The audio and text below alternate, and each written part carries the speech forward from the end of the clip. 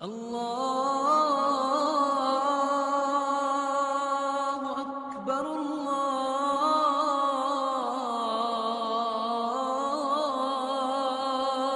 اکبر۔ سب سے پہلی بات، ائمہ اربع رحمت اللہ علیہم، یہ ہمارا موقف ہے۔ جتنے بھی نیک لوگ دنیا سے جا چکے ہوتے ہیں اور ان کی نیکی دنیا میں پھیلی، ان کے لیے دعا کرنی چاہیے۔ صرف دو باتیں زندگی میں یاد رکھیے گا۔ امام ابو حنیفہ رحمۃ اللہ علیہ کہا کرتے تھے اذا صح الحدیث فهو مذہبی، جب صحیح حدیث ہو تو میرا مذہب ہے۔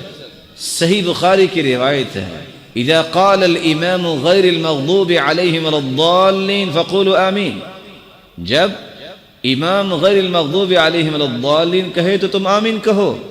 اصح الکتب بعد کتاب اللہ العزیز، قرآن مجید کے بعد سب سے صحیح ترین کتاب صحیح بخاری ہے۔ کان اذا قام الى الصلاة کبر ورفع یدیہ حذو منکبیہ، ایک نہیں 210 روایتیں، اور یہ روایت جو میں کوٹ کر رہا ہوں صحیح بخاری کی ہے۔ رسول اللہ صلی اللہ علیہ وسلم جب نماز کے لیے کھڑے ہوتے اللہ اکبر کہتے اور دونوں ہاتھوں کو کندھوں کے برابر لے جاتے۔ امام شافعی کہتے ہیں اذا صح الحدیث فهو مذہبی، جو صحیح حدیث ہے میرا مذہب ہے۔ اور امام مالک رحمۃ اللہ علیہ فرماتے ہیں کہ ہر وہ بات جو کتاب و سنت کے مخالف اس کو دیوار پہ مارو۔ اور امام احمد بن حنبل رحمۃ اللہ علیہ نے تو بات ہی ختم کر دی، اذا قلت قولا يخالف سنت رسول اللہ صلی اللہ علیہ وسلم فاعلم ان عقلی قد ذهب، جب میری بات سنت کے حدیث کے مخالف ہو سمجھ لینا کہ میری عقل اس وقت کام نہیں کر رہی۔ ان تمام ائمہ کو اللہ تعالی جنت میں جگہ دے۔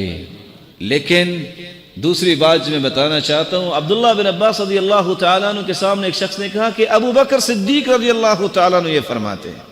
کہا میں تمہیں کہہ رہا ہوں اللہ کے رسول یہ فرماتے ہیں، اور تم کہہ رہے ہو ابو بکر صدیق رضی اللہ تعالیٰ عنہ فرماتے ہیں۔ خشیت ان تنزل علیکم حجارۃ من السماء، مجھے خوف ہے کہ کہیں تم پہ پتھروں کی بارش نہ ہو۔ آج سر کا مسا ہے، میں مثال دے کے سمجھاؤں گا۔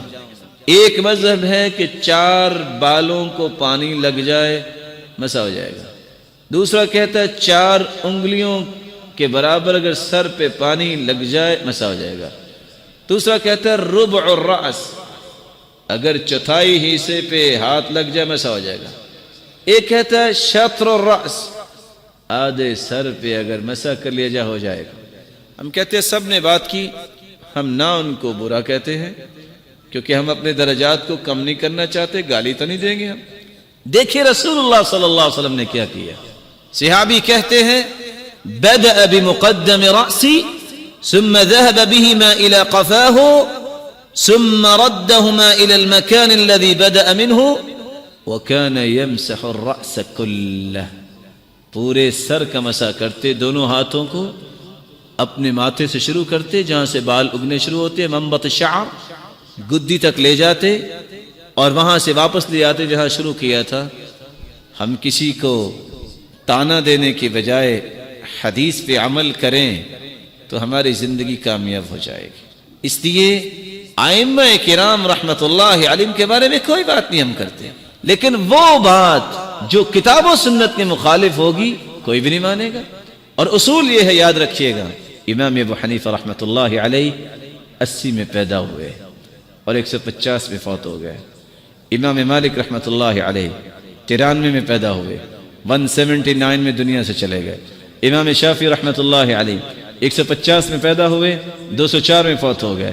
امام احمد بن حنبل رحمت اللہ علیہ 163 میں پیدا ہوئے، 241 میں اللہ کے پاس چلے گئے۔ کسی انسان کو دنیا کے اندر میچورٹی لینے کے لیے جو اللہ تعالیٰ دیتے ہیں کو 20-25 سال تو چاہیے نا۔ الغرض اگر 80 میں امام ابو حنیفہ رحمت اللہ علیہ پیدا ہوئے تو 20 سال 25 سال کا اضافہ کیجئے، 100 اور 105 تک لوگوں نے ان کی بات کو سمجھا، جنہوں نے فالو کیا ان کو لوگوں نے حنفی کہہ دیا۔ امام مالک اگر 93 میں پیدا ہوئے ہیں تو 113 یا 120 تک لوگوں نے بات مانی اور ان کو مالکی کہا گیا۔ اور امام شافعی رحمت اللہ علیہ اگر 150 میں پیدا ہوئے تو 170-75 تک لوگوں نے بات مانی، لوگوں نے ان کو شافعی کہنا شروع کر دیا۔